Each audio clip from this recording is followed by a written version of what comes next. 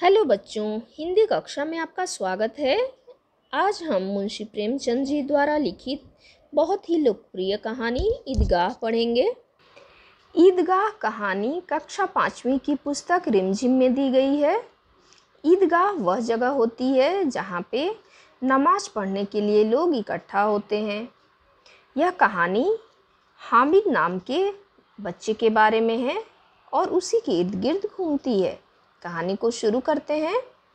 रमज़ान के पूरे 30 रोज़ों के बाद ईद आई है। गांव में कितनी हलचल है।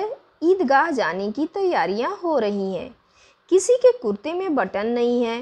पड़ोस के घर से सुई तागा लेने दौड़ा जा रहा है। किसी के जूते कड़े हो गए हैं। उनमें तेल डालने के लिए तेली के घर भागा जाता है। जल्दी जल्दी बैलों को सानी पानी दे दें। ईदगाह से लौटते लौटते दोपहर हो जाएगी। लड़के सबसे ज़्यादा प्रसन्न हैं। किसी ने एक रोज़ा रखा है, वह भी दोपहर तक। किसी ने वह भी नहीं, लेकिन ईदगाह जाने की खुशी उनके हिस्से की चीज़ है। रोज़े बड़े बूढ़ों के लिए होंगे, इनके लिए तो ईद है। रोज़ ईद का नाम रटते थे, आज वह आ गई। अब जल्दी पड़ी है कि लोग ईदगाह क्यों नहीं चलते। बार बार जेब से अपना खजाना निकाल कर गिनते हैं और खुश होकर फिर रख लेते हैं। महमूद गिनता है, 1 2 10 12। उसके पास 12 पैसे हैं। मोहसिन के पास 1 2 3 8 9 15 पैसे हैं। इन्हीं अनगिनत पैसों में अनगिनत चीज़ें लाएंगे, खिलौने, मिठाइयाँ, बिगुल, गेंद और जाने क्या क्या। सबसे ज़्यादा प्रसन्न है हामिद। हामिद अपनी बूढ़ी दादी अमीना की गोद में सोता है। हामिद के पाँव में जूते नहीं है। सिर पर एक पुरानी धुरानी टोपी है जिसका गोटा काला पड़ गया है। गांव से मेला चला और बच्चों के साथ हामिद भी जा रहा था। कभी सबके सब दौड़कर आगे निकल जाते, फिर किसी पेड़ के नीचे खड़े होकर साथ वालों का इंतजार करते। ये लोग क्यों इतना धीरे धीरे चल रहे हैं। हामिद के पैरों में तो जैसे पर लग गए हैं। शहर आ गया। बड़ी बड़ी इमारतें आने लगी। यह अदालत है, यह कॉलेज है, यह क्लब घर है। इतने बड़े कॉलेज में कितने लड़के पढ़ते होंगे। सब लड़के नहीं हैं जी, बड़े बड़े आदमी हैं। सच, उनकी बड़ी बड़ी मूछें हैं। इतने बड़े हो गए, अभी तक पढ़ने जाते हैं। न जाने कब तक पढ़ेंगे और क्या करेंगे इतना पढ़कर। हामिद के मदरसे में 2-3 बड़े बड़े लड़के हैं, बिल्कुल 3 कौड़ी के। रोज़ मार खाते हैं, काम से जी चुराने वाले। इस जगह भी उसी तरह के लोग होंगे और क्या। सहसा ईदगाह नज़र आया। नमाज खत्म हो गई है। लोग आपस में गले मिल रहे हैं। तब मिठाई और खिलौने की दुकान पर धावा होता है। ग्रामीणों का यह दल इस विषय में बालकों से कम उत्साही नहीं है। यह देखो, हिंडोला है, 1 पैसा देकर चढ़ जाओ। कभी आसमान पर जाते हुए मालूम होंगे, कभी ज़मीन पर गिरते हुए। यह चरखी है, लकड़ी के हाथी, घोड़े, ऊंट छड़ों से लटके हुए हैं। 1 पैसा देकर बैठ जाओ और 25 चक्रों का मज़ा लो। महमूद और मोहसिन और नूरे और सम्मी इन घोड़ों और ऊँटों पर बैठते हैं। हामिद दूर खड़ा है। 3 ही पैसे तो उसके पास हैं। अपने कोष का 1/3 ज़रा सा चक्कर खाने के लिए नहीं दे सकता। सब चरखियों से उतरते हैं। अब खिलौने लेंगे।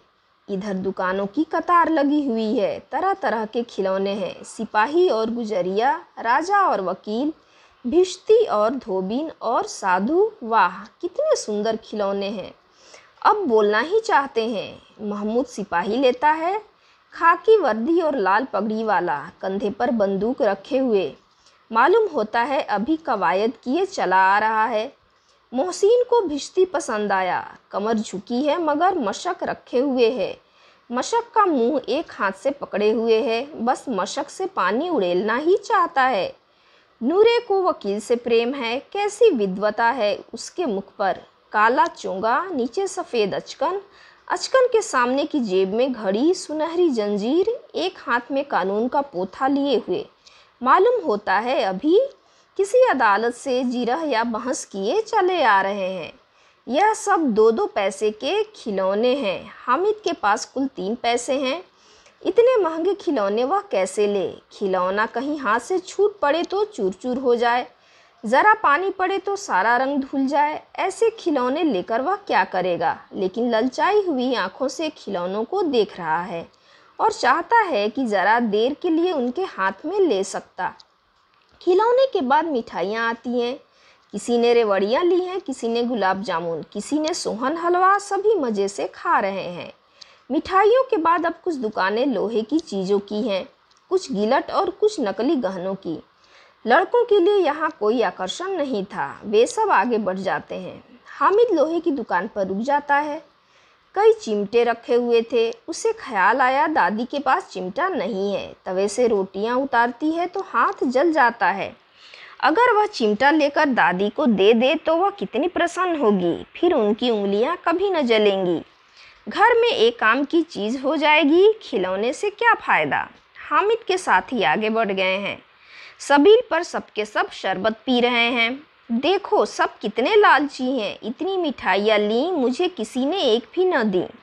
उस पर कहते हैं मेरे साथ खेलो, मेरा यह काम करो। अब अगर किसी ने कोई काम करने को कहा तो पूछूंगा। खाएं मिठाइयाँ, आप मुंह सड़ेगा, फोड़े फुंसियाँ निकलेंगी, आपकी ज़बान चटोरी हो जाएगी। सब के सब हंसेंगे कि हामिद ने चिमटा लिया है। हंसें मेरी बला से। उसने दुकानदार से पूछा, यह चिमटा कितने का है? दुकानदार ने उसकी ओर देखा और कोई आदमी साथ न देखकर कहा, यह तुम्हारे काम का नहीं है जी। बिकाऊ है कि नहीं? बिकाऊ क्यों नहीं है और यहाँ क्यों लाद लाए हैं? तो बताते क्यों नहीं? कै पैसे का है? 6 पैसे लगेंगे। हामिद का दिल बैठ गया। ठीक ठीक बताओ। ठीक ठीक 5 पैसे लगेंगे। लेना हो लो, नहीं चलते बनो। हामिद ने कलेजा मजबूत करके कहा, 3 पैसे लोगे? यह कहता हुआ वह आगे बढ़ गया कि दुकानदार की घुड़कियाँ न सुने। लेकिन दुकानदार ने घुड़कियाँ नहीं दी, बुलाकर चिमटा दे दी। हामिद ने उसे इस तरह कंधे पर रखा मानो बंदूक है और शान से अकड़ता हुआ संगियों के पास आया। ज़रा सुने सब के सब क्या क्या आलोचनाएं करते हैं। मोहसिन ने हंसकर कहा, यह चिमटा क्यों लाया पगले, इससे क्या करेगा? हामिद ने चिमटे को ज़मीन पर पटक कर कहा, ज़रा अपनी भिश्ती ज़मीन पर गिरा दो, सारी पसलियाँ चूर चूर हो जाएं बच्चों की। महमूद बोला, तो यह चिमटा कोई खिलौना है? हामिद, खिलौना क्यों नहीं है, अभी कंधे पर रखा बंदूक हो गई, हाथ में लिया फकीरों का चिमटा हो गया। चाहूँ तो इससे मंजीरे का काम ले सकता हूँ। एक चिमटा जमा दूँ तो तुम लोगों के सारे खिलौनों की जान निकल जाए। तुम्हारे खिलौने कितना ही जोर लगाएं, मेरे चिमटे का बाल भी बांका नहीं कर सकते। मेरा बहादुर शेर है चिमटा। सम्मी ने खंजरी ली थी, प्रभावित होकर बोला, मेरी खंजरी से बदलोगे? 2 आने की है। हामिद ने खंजरी की ओर उपेक्षा से देखा। मेरा चिमटा चाहे तो तुम्हारी खंजरी का पेट फाड़ डाले। बस एक चमड़े की झिल्ली लगा दी, ढप ढप बोलने लगी। ज़रा सा पानी लग जाए तो ख़त्म हो जाए। मेरा बहादुर चिमटा आग में, पानी में, आंधी में, तूफान में बराबर डटा खड़ा रहेगा। चिमटे ने सभी को मोहित कर लिया। लेकिन अब पैसे किसके पास धरे हैं? फिर मेले से दूर निकल आए हैं। 9 कब के बज गए। धूप तेज हो रही है, घर पहुंचने की जल्दी हो रही है। बाप से जिद भी करें तो चिमटा नहीं मिल सकता है। हामिद है बड़ा चालाक, इसीलिए बदमाश ने अपने पैसे बचा रखे थे। अब बालकों के 2 दल हो गए हैं, एक और मिट्टी है, दूसरी ओर लोहा। अगर कोई शेर आ जाए, मियाँ भिश्ती के छक्के छूट जाएं, मियाँ सिपाही मिट्टी की बंदूक छोड़कर भागें, वकील साहब की नानी मर जाएं, चोंगे में मुंह छिपाकर ज़मीन पर लेट जाएं, मगर यह चिमटा, यह बहादुर, यह रुस्तमे हिंद लपककर शेर की गर्दन पर सवार हो जाएगा और उसकी आंखें निकाल लेगा। मोहसिन ने एड़ी चोटी का जोर लगाकर कहा, अच्छा पानी तो नहीं भर सकता। हामिद ने चिमटे को सीधा खड़ा करके कहा, भिश्ती को एक डांट बताएगा तो दौड़ा हुआ पानी लाकर द्वार पर छिड़कने लगेगा। मोहसिन परास्त हो गया, पर महमूद ने कुमुक पहुंचाई, अगर बच्चू पकड़े जाएं तो अदालत में बंधे बंधे फिरेंगे, तब वकील साहब के ही पैरों पड़ेंगे। हामिद इस प्रबल तर्क का जवाब न दे सका। उसने पूछा, हमें पकड़ने कौन आएगा? नूरे ने अकड़कर कहा, यह सिपाही बंदूक वाला। हामिद ने मुंह चिढ़ाकर कहा, यह बेचारे हम बहादुर रुस्तमे हिंद को पकड़ेंगे? अच्छा लाओ, अभी ज़रा कुश्ती हो जाए, इसकी सूरत देखकर दूर से भागेंगे। पकड़ेंगे क्या बेचारे? मोहसिन को एक नई चोट सूझ गई। तुम्हारे चिमटे का मुंह रोज आग में जलेगा। उसने समझा था कि हामिद लाजवाब हो जाएगा, लेकिन यह बात न हुई। हामिद ने तुरंत जवाब दिया, आग में बहादुर ही कूदते हैं जनाब। आग में कूदना वह काम है जो रुस्तमे हिंद ही कर सकता है। महमूद ने एक जोर लगाया, वकील साहब कुर्सी मेज पर बैठेंगे, तुम्हारा चिमटा तो बावर्ची खाने में ज़मीन पर पड़ा रहेगा। इस तर्क ने सम्मी और नूरे को भी सजीव कर दिया। कितने ठिकाने की बात कही है पट्टे ने। चिमटा बावर्ची खाने में पड़े रहने के सिवा और क्या कर सकता है? हामिद को कोई फड़कता हुआ जवाब न सूझा तो उसने धांधली शुरू की, मेरा चिमटा बावर्ची खाने में नहीं रहेगा। वकील साहब कुर्सी पर बैठेंगे तो जाकर उन्हें ज़मीन पर पटक देगा और उनका कानून उनके पेट में डाल देगा। कानून को पेट में डालने वाली बात छा गई, ऐसी छा गई कि तीनों सुरमा मुंह ताकते रह गए। हामिद ने मैदान मार लिया। उसका चिमटा रुस्तमे हिंद है। अब इसमें मोहसिन, महमूद, नूरे, सम्मी किसी को भी आपत्ति नहीं हो सकती। औरों ने 3-3, 4-4 आने पैसे खर्च किए पर कोई काम की चीज़ ना ले सके। हामिद ने 3 पैसे में रंग जमा लिया। सच ही तो है, खिलौनों का क्या भरोसा, टूट फूट जाएंगे। हामिद का चिमटा तो बना रहेगा बरसों। संधि की शर्तें तय होने लगी। मोहसिन ने कहा, ज़रा अपना चिमटा दो, हम भी देखें। तुम हमारा भिश्ती लेकर देखो। महमूद और नूरे ने भी अपने अपने खिलौने पेश किए। हामिद को इन शर्तों के मानने में कोई आपत्ति न थी। चिमटा बारी बारी से सबके हाथ में गया और उनके खिलौने बारी बारी से हामिद के हाथ में आए। कितने खूबसूरत खिलौने हैं। हामिद ने हारने वालों के आंसू पोंछे। मैं तुम्हें चिढ़ा रहा था, सच यह चिमटा भला इन खिलौनों की क्या बराबरी करेगा। मालूम होता है अब बोल पड़े तब बोले। मोहसिन, लेकिन इन खिलौनों के लिए कोई हमें दुआ तो ना देगा? महमूद, दुआ को लिए फिरते हो, उल्टे मार ना पड़े। अम्मा ज़रूर कहेगी कि मेले में यह मिट्टी के खिलौने मिले। हामिद को स्वीकार करना पड़ा कि खिलौनों को देखकर किसी की माँ इतनी खुश ना होगी जितनी दादी चिमटे को देखकर होंगी। फिर अब तो चिमटा रुस्तमे हिंद है और सभी खिलौनों का बादशाह। रास्ते में महमूद को भूख लगी। उसके बाप ने केले खाने को दिए। महमूद ने केवल हामिद को साझी बनाया। उसके अन्य मित्र मुंह ताकते रह गए। यह उस चिमटे का प्रसाद था। 11 बजे सारे गांव में हलचल मच गई। मेले वाले आ गए। मोहसिन की छोटी बहन ने दौड़कर भिश्ती उसके हाथ से छीन लिया और मारे खुशी के जो उछली तो मियाँ भिश्ती नीचे आ रहे और परलोक सिधारे। इस पर भाई बहन में मारपीट हुई। दोनों खूब रोए। उनकी अम्मा यह शोर सुनकर बिगड़ी और दोनों को ऊपर से 2-2 चांटे और लगाए।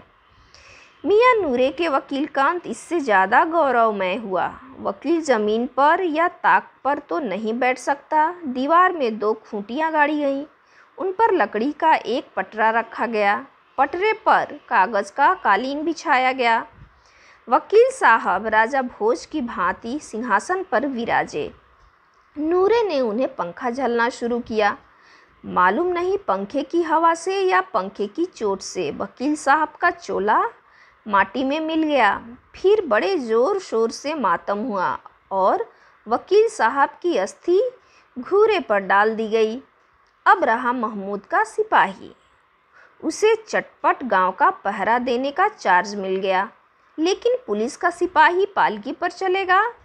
एक टोकरी आई। उसमें कुछ लाल रंग के फटे पुराने चीथड़े बिछाए गए जिसमें सिपाही साहब आराम से लेटे।